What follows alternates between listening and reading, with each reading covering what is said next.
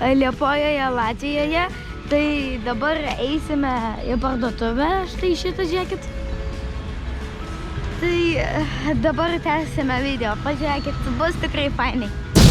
Ten yra kalėdų senelis, aš labai bijau prie jo eiti, juk mes esame visi vaconai vyrai, prenumeratoriai.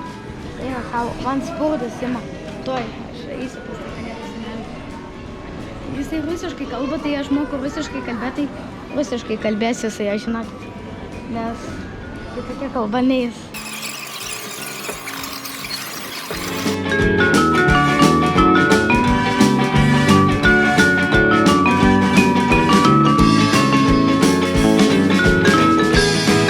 Tai aš norėjau pasakyti, kad vėlgi mes esame Liepojoje ir vėlgi kur be tokios A4 kolos, lava.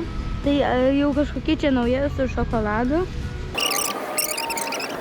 Oi, garsas mūsų mėgstamiausias.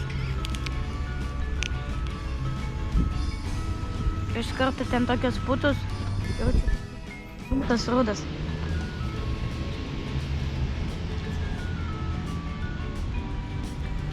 Oi, oi.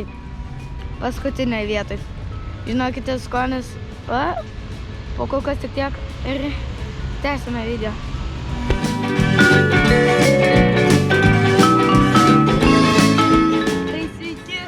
Mes konfeti žausime, ne tą, kur sakiau, bet konfeti patranka laukškienė. Tai kad čia lietuviškai yra parašyti. Gerai, nesvarbu, žiūrėkit, bet čia kaip konfeti už tai, kad mes esame labai arti mūsų 300. Labiau bijau nei pats kalėdų senį. Ir pasiruošę 3, 2.